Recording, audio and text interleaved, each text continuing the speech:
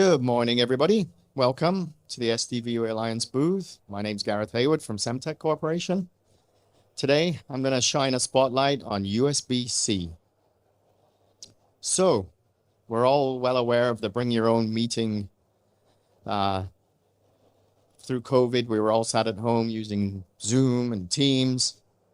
And those who were going into the office were more and more just using their own peripherals to drive meetings. So, we're in smaller huddle spaces, and the meeting experience itself is driven by the user's own device, their laptop, and their own software tools. And they're just simply benefiting from the available peripherals in the room. For example, a USB 2.0 camera and a nice big 4K display. And the basic system requirements are that display for the content, some speakers for audio, typically the speakers built into the TV, a USB conference camera, as I said, with a built-in microphone, a good quality microphone, and you're basically good to go. So let's look at SDVoE. So SDVoE, as we know, uses 10 Gigabit Ethernet standard connectivity over networks. Endpoints can be connected to a network switch, of course, and fully software configurable.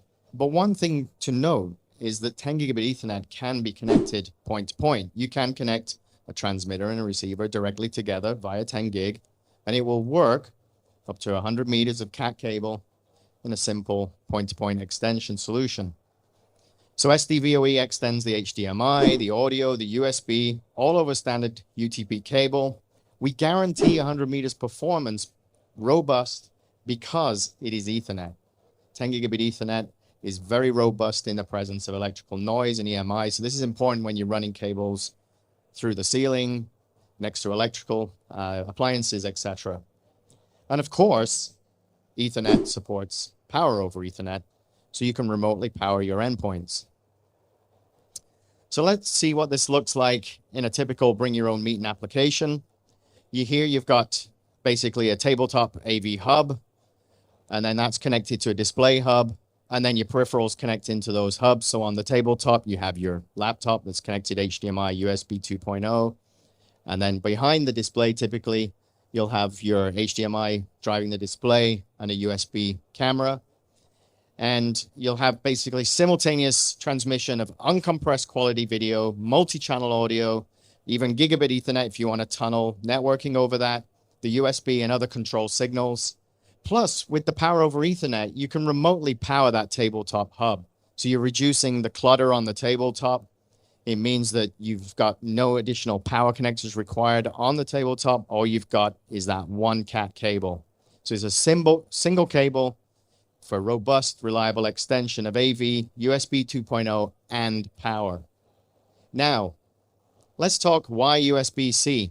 So most of today's laptops and tablets are providing USB-C as the universal connectivity for AV. And they do that by supporting this advanced mode called DisplayPort Alternate Mode, or DPL mode. And DPL mode maintains backwards compatibility with also USB 2.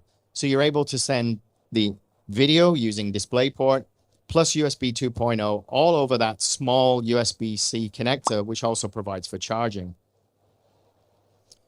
So let's just quickly look at what DisplayPort Alternate Mode means. What I'm showing here is a view of the USB-C connector. And what happens is we repurpose those high-speed lines that are normally used for USB 3 traffic, and they can be used to send DisplayPort signals all the way up to 4K 60444. So depending on the format you choose, if you're just doing an HD feed, for example, it'll use fewer of those lanes. So it can do a single lane, 2-lane, or 4-lane different configuration. That's automatically negotiated between your laptop or tablet and the hub. And then, of course, you've still got USB 2.0 backwards compatibility, which is what we're using for our webcam. And inside the tabletop AV hub, this is what it looks like. We've got these low-cost designs that are very small and compact. With the DisplayPort and USB-C, you've got this universal consumer connectivity. There's no special drivers required. Your PC or laptop will connect and just simply work. Inside the box, we're using a chip from Semtech, the AVP1000 Blue River AV processor. That's doing all the heavy lifting to transmit up to 4K 6444 over the CAT cable, up to 100 meters guaranteed. And then with that, we've paired the device with the ADI Icron Extreme USB to do the USB 2.0 extension. And this is all powered from the display hub using power over Ethernet. And of course, you have also got the optional USB charging. And to do that, we have a partner within the SDVoE Alliance. They're a member, Kinetic Technologies. They provide chipsets that do this. These chipsets will do the USB Type-C to DisplayPort reception, convert that to HDMI 2.0, so it's then compatible with the Blue River chip, and also they have the Type-C port controller. So it's a very simple solution, just a couple of additional devices to give you all that additional flexibility to support USB-C. Inside the display hub, pretty much the reverse. Again, we have another AVP1000. This is receiving the Ethernet and converting it back to HDMI, and then again converting back the USB 2.0 using the ADI Extreme USB, and optional audio digital analog converter if you want to drive some speakers in the ceiling or in the walls. And again, if this is configured as the power sending equipment end of the PoE, this will fully remotely power the tabletop hub that we were looking at in the previous slide. So no need for additional power connectivity on the meeting room table, keeping it clutter-free.